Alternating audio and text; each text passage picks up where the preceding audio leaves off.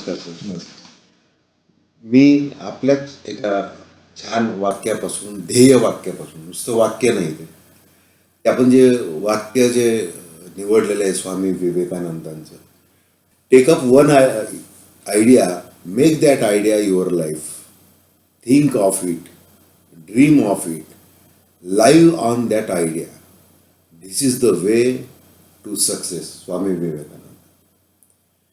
की या महापुरुषाला तुम्ही समोर ठेवून आणि आयुष्याच्या एका टप्प्यावर तुम्हाला असं वाटलं की आता हा संघर्ष, ही प्रतिकूल परिस्थिती, ही काही फार लक्षात न घेता आपण काहीतरी हे एक आयडिया जबरदस्त जगण्याची, म्हणजे ती सामाजिक व्यवसायाची, हा शब्द मी मुद्दाम वापरतोय.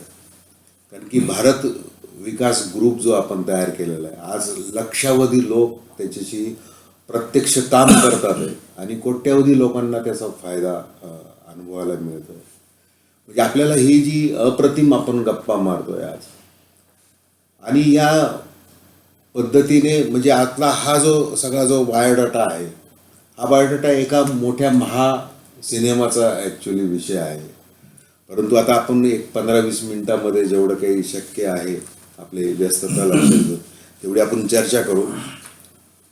मी आपला बायोडाटा तर ह्या अनुषंगाने आमच्या वेगवेगळ्या पद्धतीने आम्ही तो व्यक्त करू, पण मला ती चर्चा जी करायची आपल्याशी की तुम्ही काहीतरी एक सामाजिक आणि आध्यात्मिक याची जोड घालून हा जो उद्योग आपण व्यवसाय करताय, तर याचा लाभ होण्याच्या दृष्टीने काय काय आपल्याला भारत तुम्ही जो डोळ्यासमोर ठेवलेला आहे, तर काय काय करता येणार आहे. तुम्ही आज जे काही आत्तापर्यंत तुम्ही हे जे सगळं करत आला, तर त्याच्यामध्ये तुम्हाला अनेक संघर्षातून जावं लागलेलं आहे. मग हे आता सामाजिक आणि सगळी ही आध्यात्मिक जोड घालून आता भारतासाठी काही जे करू इच्छिता, तर त्यासाठी जो संघर्ष आत्तापर्यंत तुम्ही केलेला आहे, तो आता कोणत्या पातळीवरचा आहे. संघर्ष हा सगळीकडे असतो, रोज असतो. लेवल बदलतात. पूर्वी जगण्याचा संघर्ष होता, मानाचा संघर्ष होता. आज वेगळ्या लेवलला काम करायला लागतं. संघर्षच कधी चुकत नाही माणसाला. संघर्ष रोज आहे. लेवल बदलत जातं. पण एक विकासाची दृष्टी ठरली आहे आणि भारताच्या विकासासाठी सक्षमपणे, मी काय माझ्या भाषणात शेवटी सांगतो की समर्थ भारतासाठी, सक्षम समाजासाठी जमेल तेवढं, झेपेल तेवढं प्रामाणिकपणे काम करायचं. कोणावरती आरोप करायचे नाही, टीका करायची नाही. मी काय करू शकतो आणि मला काय जमतं.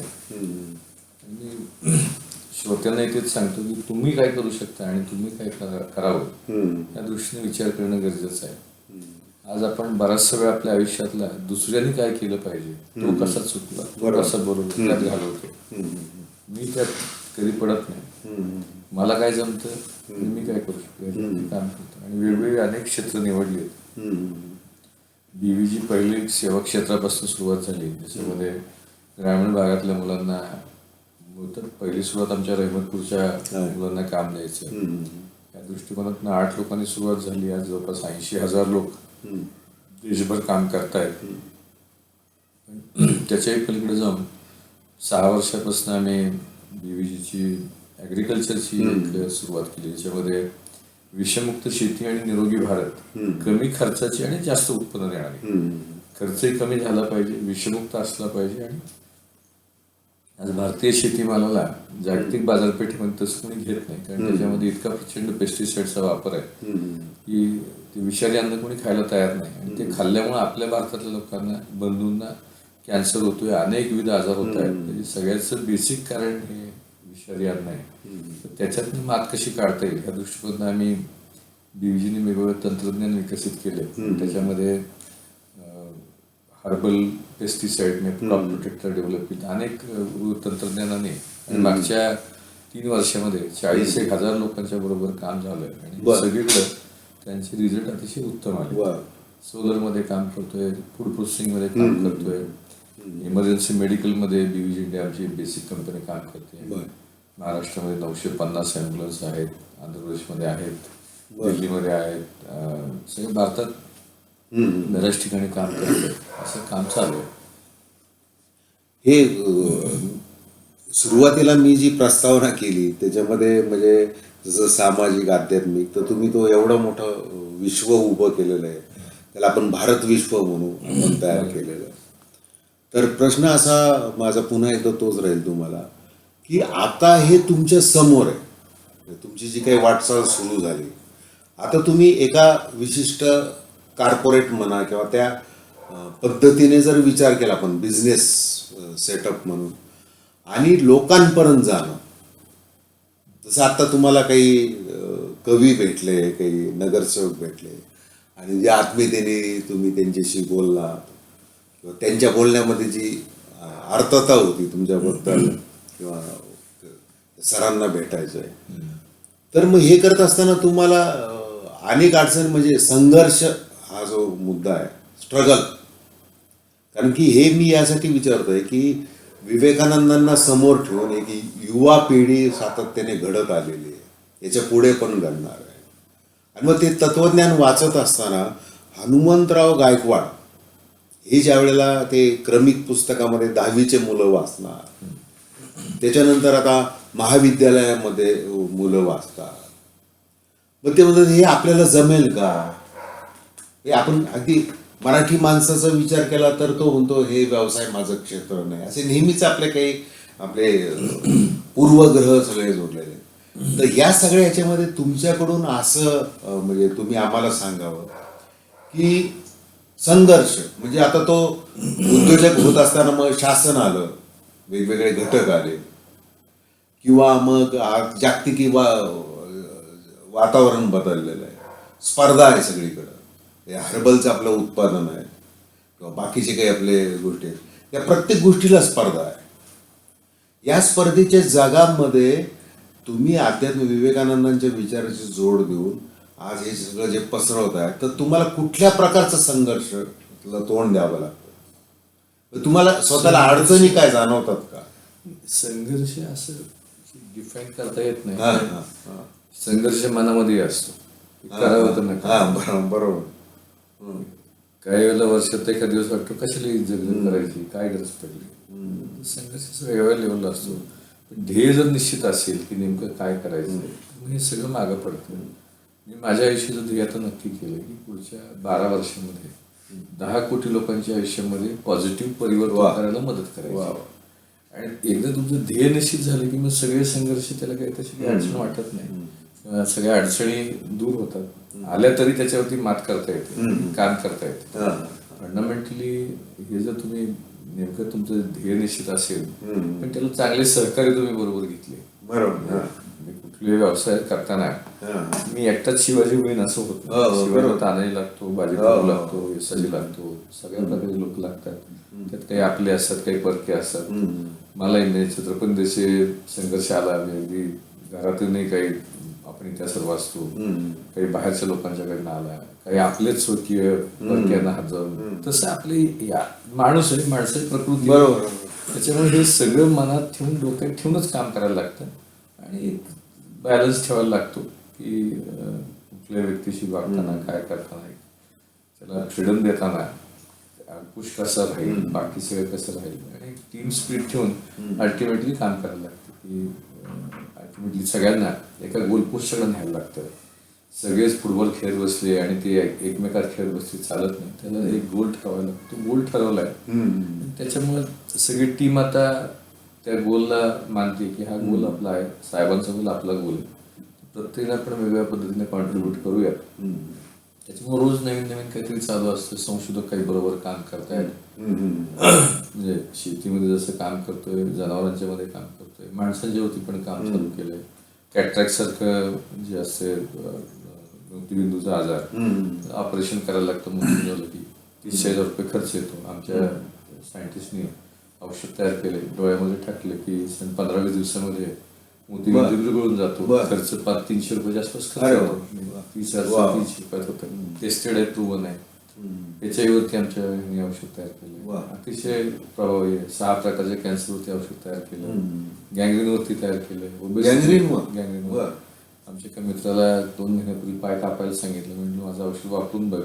1 महिन्यामध्ये त्याचा पाय दुरुस्त झाला आणि डॉक्टर म्हणले चमत्कार झाला. आता ह्या गोष्टी, काही गोष्टी, आता टाटा कॅन्सरवर आम्ही टायअप केलाय मेडिकलच्या बाबतीत, बरं. एम्स बरोबर आमचा टायअप झालाय, all India institute of medical science बरोबर. अशा अनेक गोष्टी ज्या समाजाच्या हिताच्या आहेत, ज्याच्यामध्ये आरोग्य चांगलं राहील. मग आता विषमुक्त शेती कन्सेप्ट आणले की आजारी पडूच नाही, बरं. आणि पडलं तर ते चांगलं दुरुस्त कसं होईल, अफोर्डेबल कसं होईल. आणि सगळ्यामध्ये एक सगळ्यात महत्वाचं ठेवायला लागतं की स्पर्धा असली तरी स्पर्धेमध्ये पुढे राहायचं असेल तर गुणवत्तेला फार महत्व असतं. बरोबर आहे. गुणवत्ता तुमची सर्वोत्तम असली तरच स्पर्धेमध्ये टिकता येतं.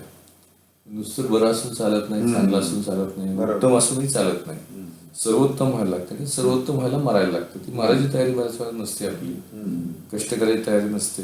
माझ्याकडे ती कष्ट करायची तयारी आहे, माझ्या टीमची तयारी आहे, आणि त्यातनं चांगला मार्ग मिळतोय. व्यवसाय, सामाजिक बांधिलकी जर पण व्यवसाय करायचा आहे, आणि पैसा हे बाय प्रॉडक्ट आहे, विशेषसाठी काम नाही करायचं. आम्ही कित्येक शेतकरी, म्हणजे 40,000 शेतकरी आहेत, त्यातल्या बहुतेकांचं इन्कम एका सीजनमध्ये आम्ही 50% ते 200% वाढवून दाखवलं. अरे वा. ॲव्हरेज जर काढलं तर सगळ्यांचं उत्पन्न दुप्पट झाल्यासारखं झालंय. दुप्पट झालं. मी आदरणीय पंतप्रधानांना 2 वेळा भेटलो, त्यांनी देखील हेच म्हणले की 5 वर्षात त्यांचं स्वप्न आहे की शेतकरी उत्पन्न दुप्पट करायला पाहिजे. मी म्हटलं साहेब, नीट जर काम केलं, त्याच्यामध्ये माती परीक्षण आहे, पाणी परीक्षण आहे, पाण्याचं क्वालिटी खराब झाली तर तिथं आपण सुंदर वॉटर कंडिशन बसवले पाहिजे.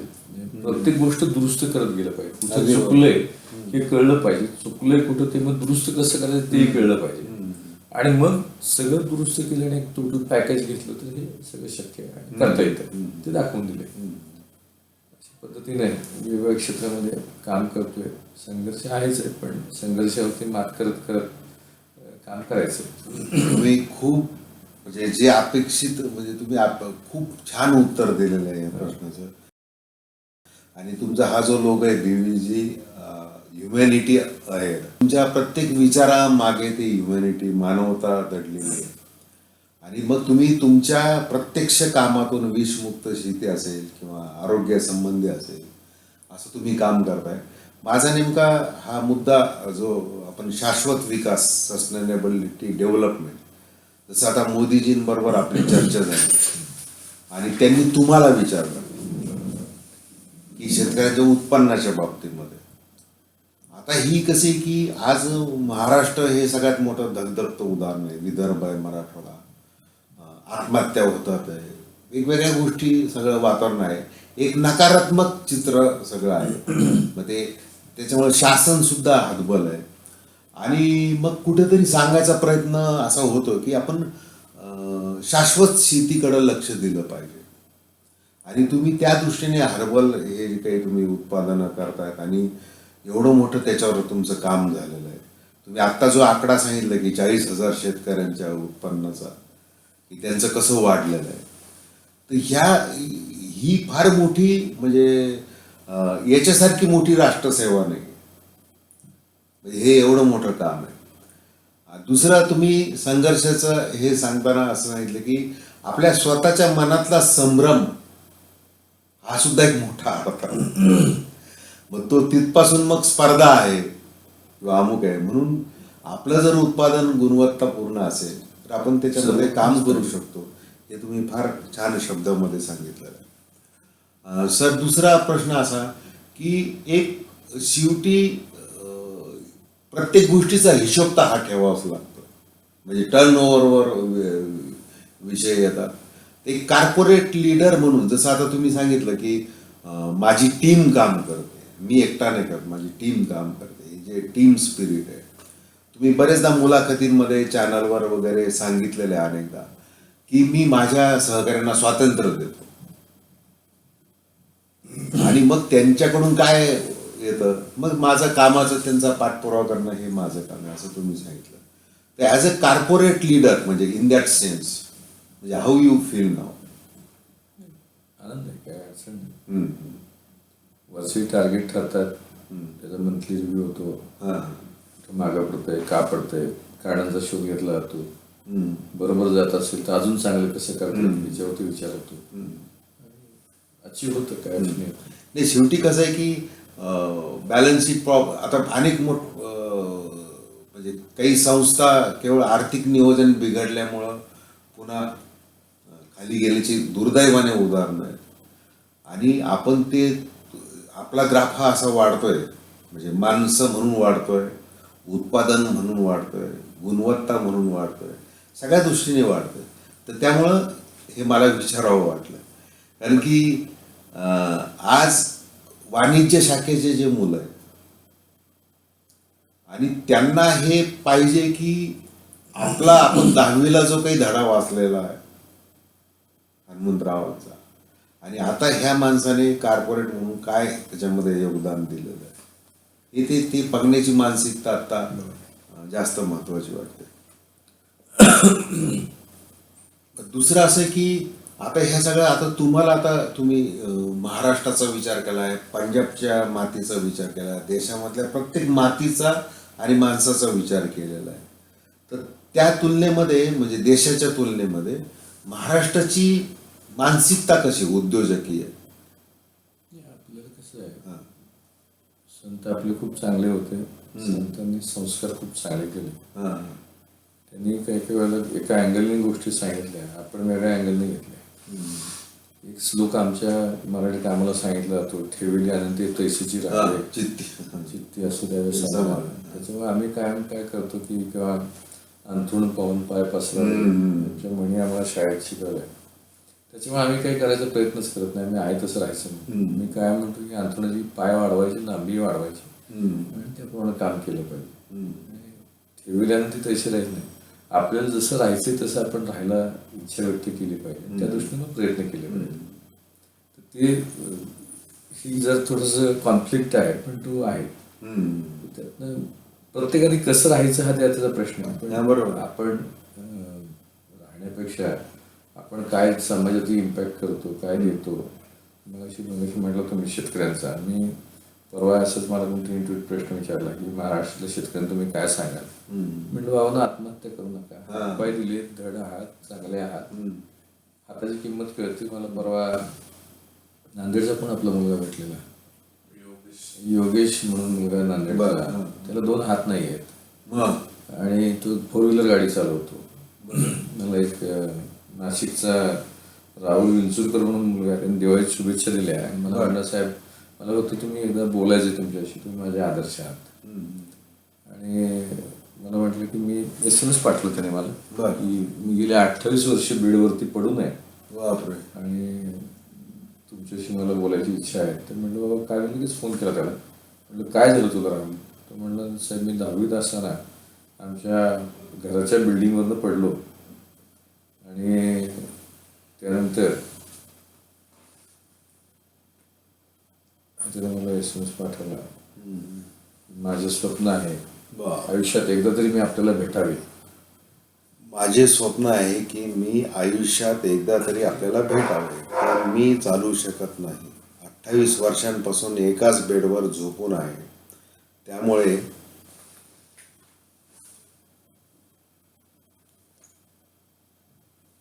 त्यामुळे आपणाला भेटायला पुण्याला येणे शक्य होत नाही. शिवाय आपण खूप बिझी असता, आपला वेळ घेणे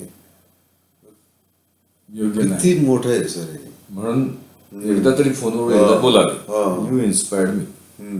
मी त्याला फोन केला, म्हटलं काय झालं? तो म्हटलं मी बिल्डिंगवरनं पडलो 16 वर्ष असताना आणि 3ऱ्या मणक्यापासून खालचं माझं सगळं सेन्सेशन गेलं. मला भूक लागलेली कळत नाही, काही कळत नाही, मला टॉयलेटचं कळत नाही, 2 हात चाललेत, डोकं चाललंय.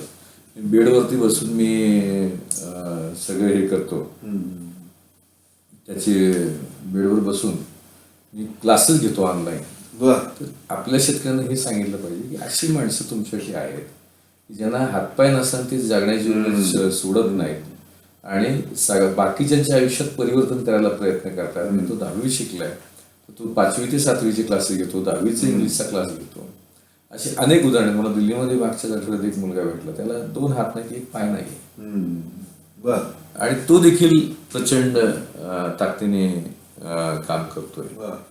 तर अशा पद्धतीने सगळं जेव्हा चालू असतं त्यावेळेला तुम्हाला देवानं सगळं दिलंय, तुम्ही काय अशी उमेद सोडता. म्हणजे 1 वर्ष पाऊस नाही पडला, 50,000चं कर्ज झालं, म्हणून आत्महत्या करायची आणि अख्ख्या घराला उघड्यावर टाकायचं, आपला प्रश्न सोडवायचा की आपण मेलं जग संपलं तसं होतं ते, तसं करू नका, घराला उघड्यावर टाकू नका, त्यातनं खूप अडचणी निर्माण होतात, तसं करू नका. ही माझी सगळ्या शेतकरी बांधवांना विनंती आहे की जगण्यात प्रचंड संघर्ष असला तरी जगण्यात एक मजा आहे. हिंदू मायथॉलॉजी जी आहे, कितीतरी 70 का 80 कोटी युनिटनं आपला तो जन्म होतो, हजारो ह्याच्यातनं मिळालं थोडासा आहे, त्यात चांगलं जगलं पाहिजे आणि स्वतःही चांगलं राहिलं पाहिजे. आणि काही नसताना सुद्धा खूप माणसं मोठी झालेली आहेत, त्यांचा आदर्श घेऊन खूप काही वेगळं करता येऊ शकतं. हेच मला वाटतं की तुमच्या दर्शकांनी आणि बघावं. वा, म्हणजे हे याच्यासारखं इन्स्पायरेशन दुसरं नाही म्हणता येणार. दुसरं महाराष्ट्राच्या बाबतीत असं आहे की आता प्रश्न असेच आहेत की शेतीतले तर बाकीचे प्रश्न आहेत, आता मूळ याचा मजुरांचा प्रश्न आहे की चांगले मजूर मिळत नाही किंवा ते आता महाग झाले, त्यामुळं शेतीमध्ये अनेक समस्या निर्माण झालेल्या आहेत असं एक सांगितलं जातं. त्याच्यानंतर उद्योगांमध्ये स्किल वर्करची कमी, म्हणजे खरी कुशलता. आता इंजिनिअरिंगमध्ये शिक्षण घेतलं पण साधा ट्यूबलाईट बसवता येत नाही. आता पुणे विद्यापीठ असेल किंवा आमचं औरंगाबादचं विद्यापीठ असेल, सगळीकडं बॅचेस बाहेर पडतात MBA झालेल्या इंजिनियरच्या, पण ते ज्यावेळेला इंटरव्ह्यूला जातात तर तिथं त्यांना म्हणजे अगदी तुम्हाला आमच्या जर्नलिझममधलं उदाहरण देतो की गोल्ड मेडल मिळालंय का महिला विद्यार्थिनीला, आणि तिला ते इंटरव्ह्यू तिला एक सांगितलं की तू रस्त्यावर अपघात झाला, ती बातमी लिही, तिला ती बातमीच लिहिता आली नाही. म्हणजे प्रत्यक्ष म्हणजे बुकिश आणि हे अशा सगळ्या परिस्थितीमध्ये शिक्षण पद्धती आणि पुन्हा बेरोजगारी आहे म्हणून बोंब होती मोठ्या प्रमाणात. तर त्याच्याबद्दल काय म्हणतो? समाजामध्ये नुसतंच नॉलेज आलंय, नॉलेज म्हणता येणार नाही, पाठांतरित ज्ञान आलंय, पण गुणवत्ता माहिती आलेली नाही. म्हणजे मुंबईत पोलिसांची 500 पोलिसांची भरती आणि 5 लाख अर्ज. मी 2 महिन्यामध्ये मुंबईला अशाच एका नोकर भरती मेळाव्याला प्रमुख पाहुणा म्हणून गेलो. तर प्लंबर आले होते, इलेक्ट्रिशियन आले होते, कार्पेंटर आले होते, सॉफ्टवेअर इंजिनियर होते. म्हणजे किंवा इथे प्लंबर जे आहेत त्यांना कुणाला असं वाटतं की जो सगळ्यात चांगला प्लंबर आहे, ज्याला वायसर मधनं पाणी टिपकत असेल ते दुरुस्त करता येतं आणि कुठलाही प्रॉब्लेम सॉल्व्ह करता येतो. ज्याला वाटतं की मी सर्वोत्कृष्ट प्लंबर आहे अशाने हातवर करा, एकाने हातवर केला नाही. म्हटलं इलेक्ट्रिशियन आहेत, ज्याला शॉर्ट सर्किट हुडकता येतं, फॉल्ट शोधता येतो, ज्याला चांगलं काम बघता येतं, अशाने हातवर करा, एकाचे हातवर करा नाही. शेवटी म्हटलं सॉफ्टवेअर मला चांगलं लिहिता येतं, एकाचा हातवर करणं. मग मुलींना म्हटलं बाबा चांगली पुरणपोळी करता येते 3 गडीची, असं मला हातवर करा. काही मुलीचा हातवर आला. म्हटलं बाबा तुम्ही मालक म्हणून बसता, तुम्ही स्वतःला कामाला घ्याल का? तुम्हाला स्वतःलाच वाटत नाही की आपण सर्वोत्कृष्ट आहोत, चांगले आहोत, म्हटलं कसं तुम्हाला कोण कामाला घेईल? मेंढर सांभाळायचे का? नाही म्हटलं तसं. त्यामुळे तुमच्यात मी कायम सगळं सांगतो की तुमचा काय चांगलं जमतं त्याचा शोध घ्या, तो शोध घेऊन त्याच्यावरती काम करून एखादं ध्येय ठरवा आणि त्याला मग टीमची जोड द्या. बाकी पैसे उभे राहतात, पैशाची काय इच्छा असेल तर मार्ग निघतात. बरोबर. फक्त मनातली भूतं काढून टाकली पाहिजे, मला हे जमणार नाही, हे जमू शकतं. आणि मुळात एक ध्येय ठरवलं की गोष्टी होतात, त्या तुमच्या स्वतःची ताकद तुम्ही ओळखली पाहिजे आणि काम केलं पाहिजे. आता हे शेतीमधून आता स्वामीनाथन अहवाल जो आहे त्याच्यामध्ये जे अनेक चिकित्सा केलेली याची मनुष्यबळ आणि शेतीची.